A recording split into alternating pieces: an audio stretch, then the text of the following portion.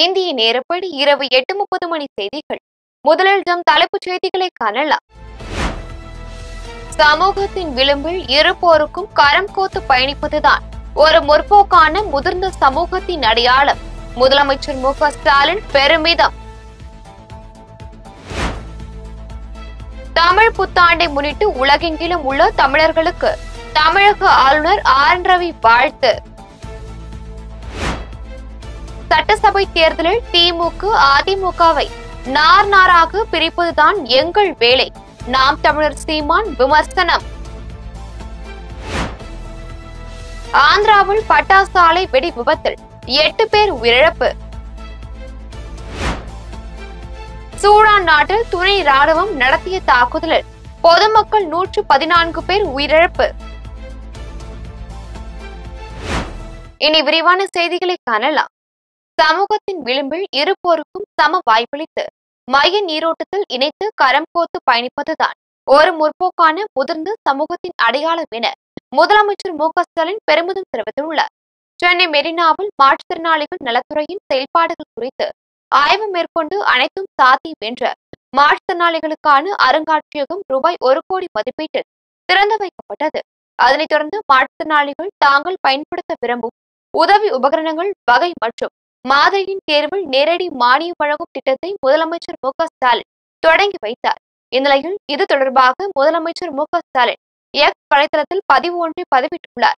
அதில் சமூகத்தின் விளிம்பில் இருப்போருக்கும் சம வாய்ப்பளித்து மைய நீரோட்டத்தில் இணைத்து கரம் கோத்து பயணிப்பதுதான் ஒரு முற்போக்கான முதிர்ந்த சமூகத்தின் அடையாளம் என்றும், அவ்வகையில் கடந்த 2022ஆம் ஆண்டு ஜூன் மாதம் சென்னை மெரினாவில் நான் திறந்து வைத்து அனைத்தும் சாத்தியம் என்றும், அருங்காட்சியகம் பெயருக்கேற்ற வகையில் மாற்றுத்திறனாளிகளின் எல்லையற்ற சாத்தியங்களை பறைசாற்றும் மையமாக வெற்றியடைந்துள்ளதை கண்டு மகிழ்கிறேன் என்றும் முதலமைச்சர் மு.க. ஸ்டாலின் பெருமிதம் தெரிவித்துள்ளார்.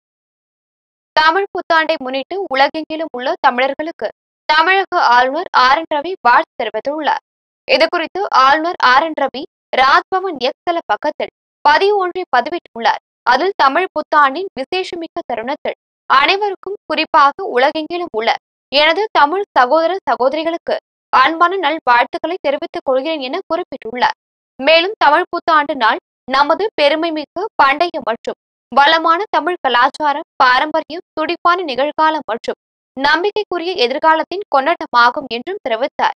மேலும் புத்தாண்டு அனைவருக்கும் வளமும் நல்ல ஆரோக்கியத்தையும் ஏராளமான வாய்ப்புகளையும் கொண்டு வரட்டும் என்றும் தெரிவித்தார். மேலும் அமிர்த காலத்தில் வளர்ச்சியடைந்த பாரதம் 2047க்கான வளர்ந்த தமிழ்நாட்டை உருவாக்குவதற்கான நமது கூட்டுறுதியை புத்தாண்டு மேலும் வலுப்படுத்தட்டும் என்றும் ஆளுநர் ஆர். ரவி தெரிவித்துள்ளார். சட்டசபை தேர்தலில் திமுக அதிமுகவை நார் நாராக பிரிப்பதுதான் எங்கள் வேலை என்று நாம் தமிழர் கட்சியின் தலைமை ஒருங்கிணைப்பாளர் சீமான் விமர்சித்துள்ளார். வக்பு சட்ட திருத்தத்தை ரத்து செய்ய கோரி சென்னை மாவட்ட ஆட்சியர் அலுவலகம் அருகில் நாம் தமிழ் கட்சி சார்பில் இன்று கண்டன ஆர்ப்பாட்டம் நடைபெற்றது. இதில் கலந்து கொண்ட நாம் தமிழ் கட்சியின் தலைமை ஒருங்கிணைப்பாளர் சீமான் செய்தியாளர்களை சந்தித்து பேசினார்.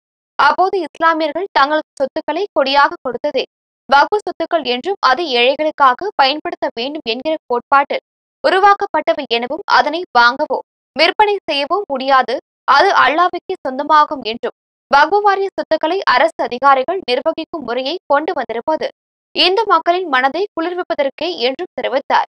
மேலும் சட்டசபை தேர்தலில் திமுக அதிமுகவை நார் நாராக பிரிப்பதுதான் எங்கள் வேலை என்று நாம் தமிழ் கட்சியின் தலைமை ஒருங்கிணைப்பாளர் சீமான் விமர்சித்துள்ளார்.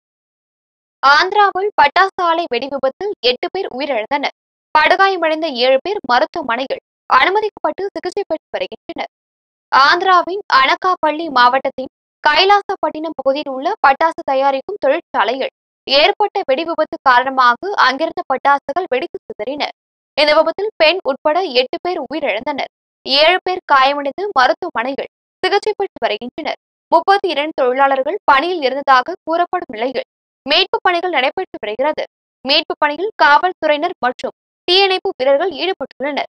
அதனைத் தொடர்ந்து பட்டாசு ஆலை செயல்பட அனுமதி பெறப்பட்டு உள்ளதா என்பது குறித்து உயர் அதிகாரிகள் விசாரணை நடத்தி வருகின்றனர். இச்சம்பவம் குறித்து விசாரணை நடத்த ஆந்திர முதலமைச்சர் சந்திரபாபு நாயுடு உத்தரவிட்டுள்ளார். சூடான் நாட்டில் துணை ராணுவம் நடத்திய தாக்குதலில் பொதுமக்கள் 114 பேர் உயிரிழந்தனர். சூடான் நாட்டில் கடந்த 2021ஆம் ஆண்டு ராணுவம் ஆட்சியை கைப்பற்றியது. இந்த ஆட்சியின் தலைவராக ராணுவ தளபதியான ஜெனரல் படக் அல் பர்கன் செயல்பட்டு வருகிறார். அவருக்கு அடுத்த நிலையில் ஆட்சியின் துணைத் தலைவராக துணை ராணுவ படையின் தளபதியான ஜெனரல் முகமது ஹம்டன் டகோலோ செயல்பட்டு வருகிறார். இதனிடையே துணை ராணுவத்தின் படைப்பிரிவுகளில் ஒன்றான அதிவிரைவு ஆதரவு படையினரை ராணுவத்துடன் இணைக்க ராணுவ தளபதியான ஜெனரல் படக் அல் பர்கன் முயற்சி மேற்கொண்டார். இதற்கு துணை ராணுவ படையின் அதிவிரைவு ஆதரவு படையினர் தரப்பில் எதிர்ப்பு கிளம்பியது. இதனால் ராணுவத்திற்கும் துணை ராணுவத்திற்கும் இடையே கடந்த 2023ஆம் ஆண்டு ஏப்ரல் 15ஆம் தேதி முதல் கடும் மோதல் ஏற்பட்டுள்ளது. துணை ராணுவம் தலைநகர் கார்டூமின் பெரும் பகுதியை தங்கள் கட்டுப்பாட்டில் வைத்திருந்தது. தலைநகரை கைப்பற்ற ராணுவம் தீவிர நடவடிக்கை எடுத்தது. இதனால் இரு தரப்புக்கும் இடையே பயங்கர மோதல் வெடித்தது. இதில் பொதுமக்கள் உட்பட ஆயிரக்கணக்கானோர் உயிரிழந்தனர். 2 ஆண்டுகளுக்கு பின்னர் துணை ராணுவத்தின் பிடியில் இருந்த தலைநகர் கார்டூமை ராணுவம் மீட்டது. இந்நிலையில் சூடான் நாட்டின் தெற்கு டிரூப் மாகாணத்தில் எல் பிரஷ் நகரில் உள்ள அகதிகள் முகாம் மீது துணை ராணுவ படையினர் திடீர் தாக்குதல் நடத்தினர். இந்த தாக்குதலில் அகதிகள் முகாமில் வசித்து வந்த பொதுமக்களில் 114 பேர் உயிரிழந்தனர். மேலும் பலர் படுகாயமடைந்தனர். மாங்காடு CSI தூய மார்க்க ஆலயம் சார்பில் கிறிஸ்தவ மக்களின் குருத்தோலை ஞாயிறு பவனி நடைபெற்றது. தென்னிந்திய திருச்சபை சென்னை பேராலயம் பூவிருந்தவள்ளி குருசேகரம் மாங்காடு CSI தூய மார்க்காலயம் ஆகியவை சார்பில் ஞாயிறு அன்று குருத்தோலை பவனி சிறப்பாக நடைபெற்றது. பவனியில் மாணவர்கள் உள்ளிட்ட கிறிஸ்தவ மக்கள் பங்கேற்று இயேசுவின் சிலுவையை தூக்கி சென்றும் சீடர்களை போன்று வேடமணிந்தும் ஊர்வலமாக சென்றனர். திருச்சபை மக்கள் ஓசனா பாடல்களை பாடி சென்றனர். நிகழ்ச்சிக்கான ஏற்பாடுகளை சபை ஊழியர் அகஸ்டின் சிறப்பாக செய்திருந்தார். பவனி சென்ற பின் நடைபெற்ற வழிபாடு நிகழ்ச்சியில் சபை போதகர் ஜோனத்தான் லெக்லர் அருளுரையாற்றினார். பவனியில் சேகர குழு உறுப்பினர்கள் ஆல்பர்ட் அறிவழகன், நவமணி ஆரோன், அனைத்து ஐக்கியங்களை சார்ந்தவர்கள் மற்றும் சபை மக்கள் பலர் கலந்து கொண்டனர். மத்திய பாஜக அரசு நிறைவேற்றிய வக்பு வாரிய சட்ட திருத்தத்தை திரும்பப் பெற வேண்டும் என வலியுறுத்தி தூத்துக்குடியில் நாம் தமிழ் கட்சியினர் கண்டன ஆர்ப்பாட்டத்தில் ஈடுபட்டனர். இஸ்லாமிய பெருமக்களின் கடும் எதிர்ப்பையும் மீறி வலுக்கட்டாயமாக மத்திய அரசு கொண்டு வந்துள்ள வக்பு வாரிய சட்டத்திருத்த முன் வரைவினை உடனடியாக திரும்பப் பெற வேண்டும் என வலியுறுத்தி நாம் தமிழ் கட்சி சார்பில் அனைத்து மாவட்ட தலைநகரங்களிலும் ஆர்ப்பாட்டங்கள் நடத்த வேண்டும் என நாம் தமிழ் கட்சியின் தலைமை ஒருங்கிணைப்பாளர் சீமான் அறிவுறுத்தினார். அதன் ஒரு பகுதியாக தூத்துக்குடி BBT சிக்னல் அருகில் நாம் தமிழ் கட்சியின் மாநில மாணவர் பாசறை ஒருங்கிணைப்பாளர் அபுபக்கர் சித்திக், தூத்துக்குடி நாடாளுமன்ற பொறுப்பாளர் ராஜசேகர் ஆகியோர் தலைமையில் 100க்கும் மேற்பட்ட நாம் தமிழ் கட்சியினர் கலந்து கொண்டு வக்பு வாரிய சட்டத்தை மத்திய அரசு திரும்பப் பெற வேண்டும் என வலியுறுத்தி கண்டன ஆர்ப்பாட்டத்தில் ஈடுபட்டனர். கிட்டத்தட்ட இந்தியா முழுமைக்கும் 9.4 லட்சம் ஏக்கர் சொத்துக்கள் இருக்குது. யார் சொத்து? யாராவது அபகரிச்ச சொத்தா, ஆக்கிரமிச்ச சொத்தா? இல்லை, எல்லா தனிநபர்கள் தங்களுடைய வருவாயின் மூலியமாக, தங்களுடைய உழைப்பின் மூலியமாக காலம் முழுமைக்கும் தங்கள் உழைப்பின் மூலியமாக வேர்வை சிந்தி ரத்தம் சிந்தி உழைத்து வெம்பாடுபட்டு சேர்த்த அந்த சொத்துக்களை நன்மையை நாடி இறைப்பாதையில பள்ளிவாசலுக்கோ தர்காவுக்கோ எழுதி வைக்கிறாங்க. இப்போ அந்த சொத்துக்களை நீங்க மறைமுகமா நீங்க ஆட்டை போட்டு வைக்கணும், அப்படி என்கரேஜ் பண்ணுவீங்க அப்படின்னா இது எப்படி ஏற்புடையது? வாணியம்பாடி அருகே பள்ளிக்கு சென்று வீடு திரும்பிய 1ஆம் வகுப்பு பள்ளி சிறுமியிடம் பாலியல் சீண்டலில் ஈடுபட்ட முள்வேலி அமைக்கும் தொழிலாளியை மகளிர் காவல்துறையினர் போக்சோ சட்டத்தின் கீழ் கைது செய்து சிறையில் அடைத்தனர். திருப்பத்தூர் மாவட்டம் வாணியம்பாடி அடுத்த ஆலங்காயம் அம்பேத்கர் நகர் பகுதியில் செயல்பட்டு வரும் தொடக்க பள்ளியில் அதே பகுதியைச் சேர்ந்த 1ஆம் வகுப்பு மாணவி பள்ளிக்கு சென்றுவிட்டு மாலையில் வீடு திரும்பிய சிறுமியை அதே பகுதியைச் சேர்ந்த முள்வேலி அமைக்கும் தொழிலாளி விஜயகுமார் என்பவர் ஆசை வார்த்தை கூறி அவரது வீட்டிற்கு அழைத்து சென்று சிறுமியிடம் பாலியல் சீண்டலில் ஈடுபட்டுள்ளார். அதன் பின்னர் அவரிடமிருந்து தப்பித்து சென்ற சிறுமி நடந்ததை பெற்றோரிடம் தெரிவித்துள்ளார். இதுகுறித்து சிறுமியின் பெற்றோர் ஆலங்காயம் காவல் நிலையத்தில் புகார் அளித்தனர். புகாரினை வாணியம்பாடி அனைத்து மகளிர் காவல் நிலையத்திற்கு மாற்றப்பட்டதை அடுத்து பள்ளி சிறுமியிடம் பாலியல் சீண்டலில் ஈடுபட்ட விஜயகுமாரை போக்சோ சட்டத்தில் கைது செய்த மகளிர் காவல்துறையினர் நீதிமன்றத்தில் ஆஜர்படுத்தப்பட்டு சிறையில் அடைத்தனர். அரக்கோணத்தில் தமிழக வெற்றிக் கழகத்தின் சார்பில் தண்ணீர் பந்தலை கிழக்கு மாவட்ட செயலாளர் காந்திராஜ் திறந்து வைத்து பொதுமக்களுக்கு பழங்கள் மற்றும் குளிர்பானங்களை வழங்கினார். ராணிப்பேட்டை மாவட்டம் அரக்கோணத்தில் சுவால்பேட்டை பகுதியில் தமிழக வெற்றிக் கழகத்தின் ராணிப்பேட்டை கிழக்கு மாவட்ட துணை செயலாளர் விகாஸ் தலைமையில் தண்ணீர் பந்தல் திறப்பு விழா நடைபெற்றது. விழாவில் சிறப்பு அழைப்பாளராக ராணிப்பேட்டை கிழக்கு மாவட்ட செயலாளர் காந்திராஜ் கலந்து கொண்டு தண்ணீர் பந்தலை திறந்து வைத்து பொதுமக்களுக்கு பழங்கள், சாலட், ரோஸ்மில், பாதாமில், நீர்மோர் உள்ளிட்ட குளிர்பானங்களை வழங்கினார். இதில் மாவட்ட பொறுப்பாளர்கள் முகமது ரபி, குரு, பாபு, தனபதி, தினகரன், திவாகர், ராஜ்குமார், முபாரக் அலி, தேவி, பிரவீன், ரேணுகா தேவி, ஷர்மிளா, சத்யபிரியா, சாய்குமார் உட்பட பலர் கலந்து கொண்டனர். குன்றத்தூரில் தமிழக வெற்றிக் கழகத்தின் சார்பில் தண்ணீர் பந்தல் திறந்து வைக்கும் நிகழ்ச்சி நடைபெற்றது. காஞ்சிபுரம் மாவட்டம் குன்றத்தூரில் பேருந்து நிறுத்தம் அருகே தமிழக வெற்றிக் கழகத்தின் சார்பில் தண்ணீர் பந்தலை திறந்து வைத்து பொதுமக்களுக்கு தர்பூசணி, வெள்ளரிக்காய், பழச்சாறு, நீர்மோர் உள்ளிட்டவைகளை வழங்கும் நிகழ்ச்சி நடைபெற்றது. நிகழ்ச்சியில் பங்கேற்று தண்ணீர் பந்தலை திறந்து வைக்க முக்கியஸ்தர்கள் வராததால் சாலையில் இடையூறாக நிறுத்தி வைக்கப்பட்டிருந்த இருசக்கர வாகனங்களால் போக்குவரத்து பாதிக்கப்பட்டது. இதனை அறிந்த குன்றத்தூர் காவல்துறையினர் சிரமப்பட்டு போக்குவரத்தை சரி செய்தனர். வக்பு வாரிய திருத்த சட்டத்தை நிறைவேற்றிய மத்திய அரசை கண்டித்து புதுக்கோட்டையில் நாம் தமிழர் கட்சியின் சார்பில் இஸ்லாமியர்கள் கண்டன ஆர்ப்பாட்டத்தில் ஈடுபட்டனர். நாடாளுமன்றத்தில் மத்திய அரசு வக்பு வாரிய திருத்த சட்ட மசோதாவை நிறைவேற்றியதற்கு இஸ்லாமியர்கள் பலரும் பல்வேறு அரசியல் கட்சியினரும் தங்களது எதிர்ப்பை வெளிப்படுத்தி வருகின்றனர். அதன் ஒரு பகுதியாக புதுக்கோட்டை மாவட்ட ஆட்சியர் அலுவலகம் அருகே நாம் தமிழர் கட்சியினர் சார்பில் இஸ்லாமியர்கள் கண்டன ஆர்ப்பாட்டத்தில் ஈடுபட்டனர். அப்போது வக்பு வாரிய சொத்துக்களை பறிக்காதே, இஸ்லாமிய மக்களின் தனி உரிமையை பறிக்காதே என்பன உள்ளிட்ட பல்வேறு வாசகங்கள் அடங்கிய பதாகைகளை கையில் ஏந்தியவாறு கண்டன கோஷங்களை எழுப்பினர். மேலும் வக்பு வாரிய திருத்த சட்டத்தை மத்திய அரசு திரும்பப் பெற வேண்டும் என வலியுறுத்தினர். இதில் நாம் தமிழர் கட்சியினர் மற்றும் இஸ்லாமியர்கள் பலர் கலந்து கொண்டனர். தென்னிமலை முருங்கத்தொழுவு கிராமத்தில் வனத்துறைக்கு சொந்தமான மலைப்பகுதியில் இயற்கை வளத்தை அழித்து பட்டா போடப்படுவதை தடுக்க வேண்டும் என வலியுறுத்தி கிராம மக்கள் மாவட்ட ஆட்சியர் அலுவலகத்தில் கோரிக்கை மனு அளித்தனர். ஈரோடு மாவட்டம் பெருந்துறை வட்டம் தென்னிமலை முருங்கத்தொழுவு கிராமத்தில் 1000 வருடங்கள் பழமையான மணிமடையில் கருப்பணசுவாமி திருக்கோவில் அமைந்துள்ளது. இக்கோவிலின் கட்டுப்பாட்டில் 160 ஏக்கர் பரப்பளவில் மலைப்பகுதி உள்ளது. இந்த மலைப்பகுதியில் பல வகையான மரங்கள் நடப்பட்டு வனத்துறையினர் மூலம் பராமரிக்கப்பட்டு வருகின்றது. இந்த கோவில் பலதரப்பட்ட மக்களின் குல தெய்வமாகவும் விளங்கி வருகிறது.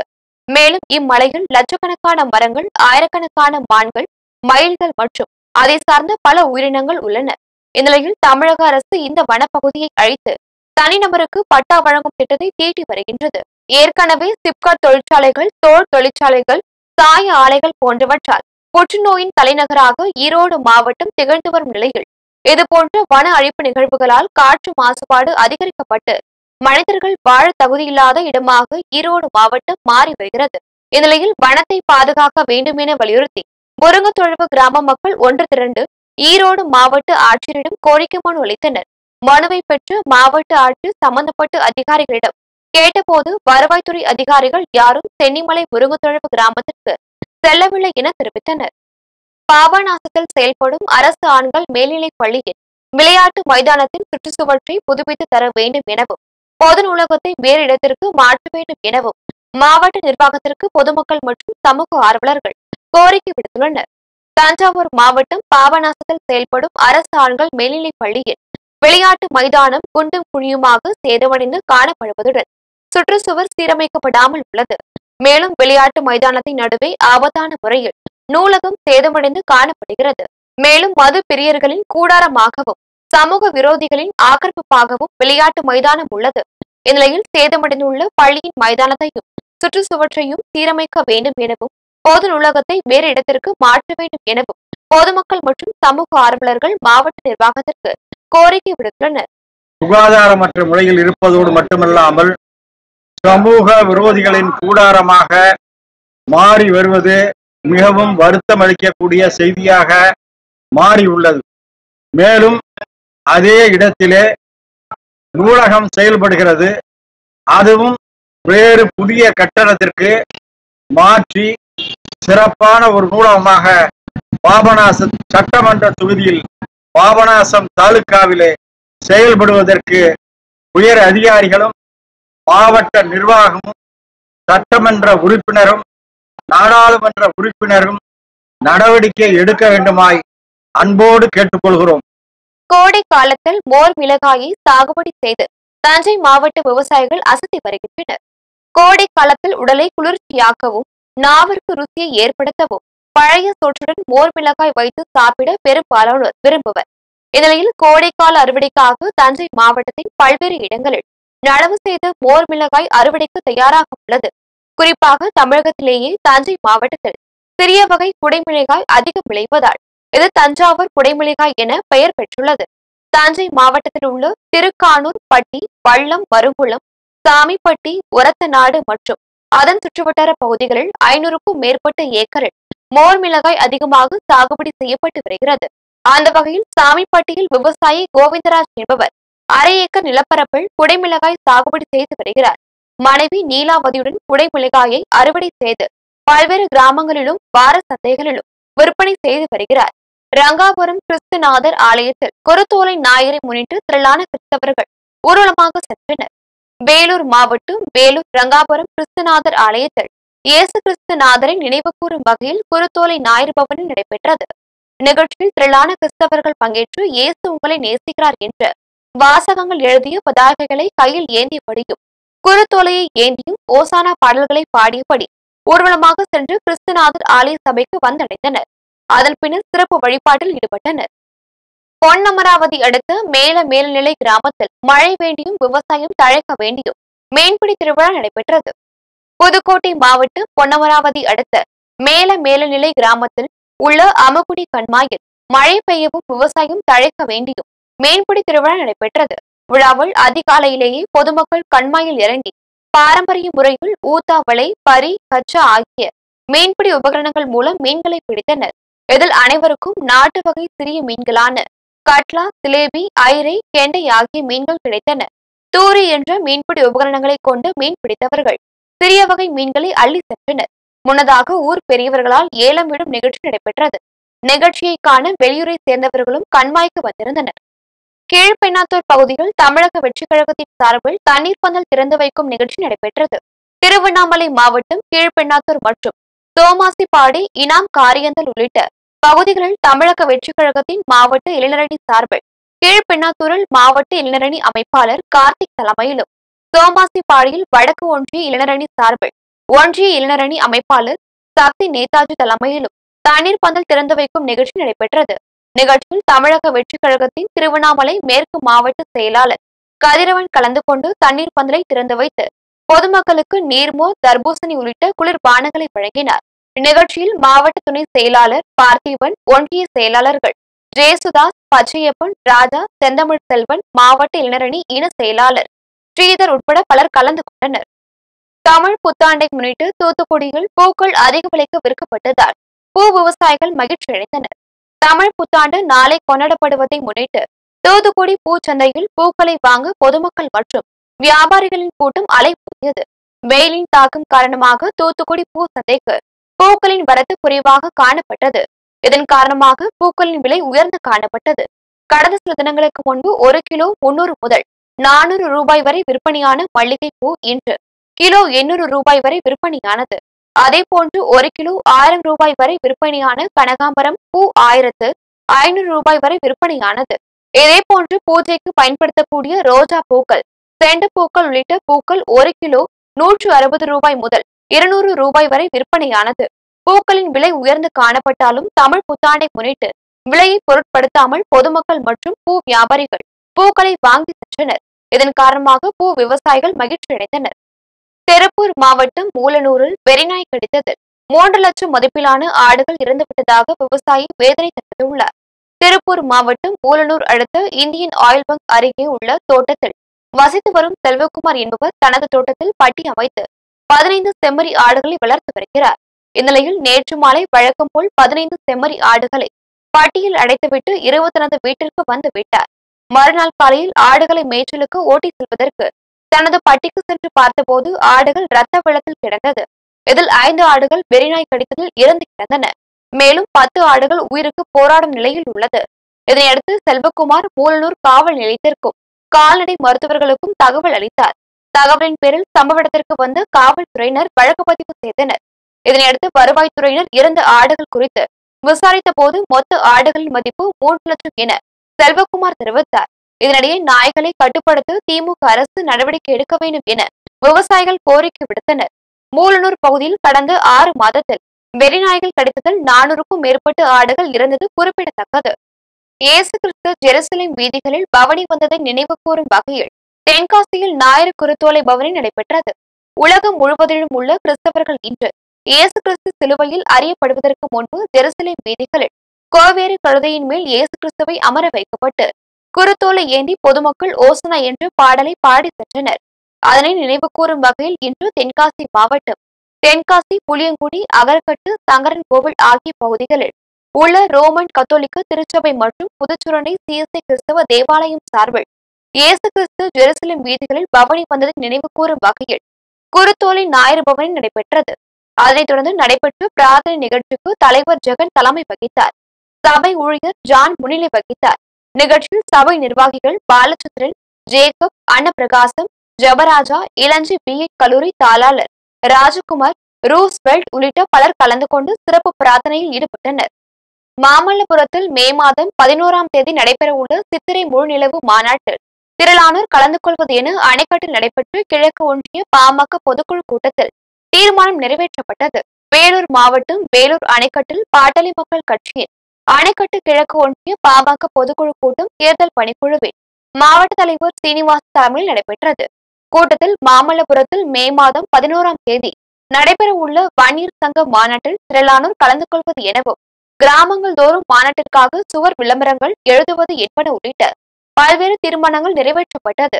இதில் மாநில பொதுக்குழு உறுப்பினர் சசிகுமார், ஒன்றிய தலைவர் சதீஷ், மாநில மகளிர் அணி பொறுப்பாளர் வரலட்சுமி, தேர்தல் பணிக்குழு பொறுப்பாளர் செங்குட்டுவன், குப்புசாமி உள்ளிட்ட திரளான பாமகவினர் கலந்து கொண்டனர். அம்பாள்புரத்தில் நடைபெற்ற மாட்டு வண்டி பந்தயத்தில் வெற்றி பெற்ற மாட்டு வண்டிகளில் உரிமையாளர்களுக்கும் அதனை ஓட்டி வந்த சாரதிகளுக்கும் ரொக்க பரிசு மற்றும் பரிசு கோப்பைகள் வழங்கப்பட்டது. புதுக்கோட்டை மாவட்டம் நெடுங்குடி அடுத்த அம்பாள்புரத்தில் அமைந்துள்ள மனோன்மணி அம்மன் திருக்கோவிலின் பங்குனி உத்திர திருவிழாவை முன்னிட்டு மாட்டு வண்டி பந்தயம் நடைபெற்றது. சிறிய மாடு, பெரிய மாடு என இரு பிரிவுகளாக நடைபெற்ற போட்டியில் திருநெல்வேலி, சிவகங்கை, புதுக்கோட்டை ஆகிய மாவட்டங்களைச் சேர்ந்த 20 ஜோடி மாட்டு வண்டிகள் கலந்து கொண்டன. பெரிய மாட்டு வண்டியில் 9 ஜோடிகளும், சிறிய மாட்டு வண்டி பந்தயத்தில் 11 ஜோடிகளும் கலந்து கொண்டன. பெரிய மாட்டு வண்டிக்கு 12 கிலோமீட்டரும் தூரமும், சிறிய மாட்டு வண்டிக்கு 9 கிலோமீட்டர் தூரமும் எல்லையாக நிர்ணயிக்கப்பட்டு போட்டிகள் நடைபெற்றது. சாலையில் துள்ளி குதித்தோடிய மாட்டு வண்டிகளை சாலையின் இரு புறங்களிலும் மக்கள் நின்று கொண்டு கண்டு களித்தனர். மாட்டு வண்டி பந்தயத்தில் முதல் 4 இடங்களை பிடித்த மாட்டு வண்டிகளின் உரிமையாளர்களுக்கும் அதனை ஓட்டி வந்த சாரதிகளுக்கும் ரொக்க பரிசு மற்றும் பரிசு கோப்பைகள் வழங்கப்பட்டது. வேலூர் ஜலகண்டீஸ்வரர் ஆலயத்தில் சிவனடியார்கள் குழுவின் சார்பில் முற்றோதல் விழா நடைபெற்றது. வேலூர் மாவட்டம் வேலூரில் உள்ள ஸ்ரீ ஜலகண்டீஸ்வரர் ஆலயத்தில் உலக மக்கள் நலமுடன் வாழவும், விவசாயம் மற்றும் இயற்கை வளங்கள் செழிக்கவும் வேண்டி சிவனடியார்கள் குழுவினர் ரேணுகா தேவி தலைமையில் திருவாசகம் மற்றும் தேவார பாடல்களை பாடி தமிழ் முற்றோதல் செய்து இறைவனை வழிபட்டனர். இதில் திரளான சிவனடியார்கள் பங்கேற்று முற்றோதல் பாடினர். பழனியில் பங்குனி உத்திரத்தின் 8ஆம் நாள் திருவிழாவில் தங்க குதிரை வாகனத்தில் வள்ளி தெய்வானை முத்துக்குமார சுவாமி வீதி உலா நடைபெற்றது. அறுபடை வீடுகளில் 3ஆம் படை வீடான பழனியில் 10 நாட்கள் நடைபெறும் பங்குனி உத்திர திருவிழாவை முன்னிட்டு கொடியேற்றும் நிகழ்ச்சி நடைபெற்றது. அதைத் தொடர்ந்து 6ஆம் நாள் திருவிழாவில் வள்ளி தெய்வானை முத்துக்குமார சுவாமி திருக்கல்யாண நிகழ்ச்சி நடைபெற்றது. அதைத் தொடர்ந்து 7ஆம் நாள் தேரோட்டமும் நடைபெற்றது. 8ஆம் நாள் திருவிழா பழனி அடிவாரம் யாதவர் மடத்தின் அறங்காவலர் கலிதீர்த்த கோனார் மற்றும் மூக்கம்மாள் அறக்கட்டளை சார்பில் வள்ளி தெய்வானை முத்துக்குமார சுவாமிக்கு சிறப்பு பூஜைகள் நடைபெற்றது. அதனைத் தொடர்ந்து தங்க குதிரையில் வீதி உலா நடைபெற்றது. நிகழ்ச்சியில் பாமக திண்டுக்கல் வடக்கு மாவட்ட செயலாளர் வைரமுத்து உட்பட ஏராளமான பொதுமக்கள் கலந்து கொண்டு வள்ளி தெய்வானை முத்துக்குமார சுவாமியை வழிபட்டனர். பாபநாசம் அடுத்த சக்கராப்பள்ளி சக்கர வாகேஸ்வரர் திருக்கோவிலில் சப்தஸ்தான விழா சிறப்பாக நடைபெற்றது. தஞ்சாவூர் மாவட்டம் ஐயம்பேட்டை அருகே அமைந்துள்ள சுவாமி மலையில் சுவாமிநாத சுவாமி திருக்கோவிலில் இணைக்கோவிலும் திருஞான சம்பந்தர் மற்றும் திருநாவுக்கரசரால் பாடல் பெற்ற ஸ்தலமான சக்கராப்பள்ளி சக்கர வாகேஸ்வரர் திருக்கோவிலும் சப்தஸ்தான விழா சிறப்பாக நடைபெற்றது. விழாவின் முக்கிய நிகழ்ச்சியான 11ஆம் நாளில் சிறப்பு பூஜைகள் நடத்தப்பட்டதை அடுத்து தேவநாயகி அம்பாள் சமேத சக்கர வாகேஸ்வரர் சுவாமிகள் மலர் அலங்காரத்தில் கண்ணாடி பல்லக்கில் எழுந்தருளினார். அதன் பின்னர் மேலதாள வாத்தியங்களுடன் 7 புறப்பாடு ஊர்வலம் நடைபெற்றது. விழாவிற்கான ஏற்பாடுகளை சிவத்திரு கைலாய சிவனடியார்கள் செய்திருந்தனர். விழாவில் திரளான பக்தர்கள் கலந்து கொண்டு சுவாமி தரிசனம் செய்தனர். சப்தஸ்தான விழாவை தொடர்ந்து நாளை பொம்மை பூ போடும் நிகழ்ச்சி நடைபெற உள்ளது. மீண்டும் தலைப்புச் செய்திகள். சமூகத்தின் விளிம்பில் இருப்போருக்கும் கரம் கோத்து பயணிப்பதுதான் ஒரு முற்போக்கான முதிர்ந்த சமூகத்தின் அடையாளம். முதலமைச்சர் மு.க. ஸ்டாலின் பெருமிதம். தமிழ் புத்தாண்டை முன்னிட்டு உலகெங்கிலும் உள்ள தமிழர்களுக்கு தமிழக ஆளுநர் ஆர் என் ரவி வாழ்த்து. சட்டசபை தேர்தலில் திமுக அதிமுகவை நார் நாராக பிரிப்பதுதான் எங்கள் வேலை. நாம் தமிழர் சீமான் விமர்சனம். ஆந்திராவில் பட்டாசு ஆலை வெடி விபத்தில் 8 பேர் உயிரிழப்பு. சூடான் நாட்டில் துணை ராணுவம் நடத்திய தாக்குதலில் பொதுமக்கள் 114 பேர் உயிரிழப்பு. இத்துடன் ஜெம் செய்திகள் நிறைவடைகின்றன. மீண்டும் ஜெம் செய்திகள் நள்ளிரவு 12 மணிக்கு. உடனுக்குடன் செய்திகளை காண ஜெம் லைவ் டிவி என்ற இணையதளத்தில் இணைந்திருங்கள். நன்றி, வணக்கம்.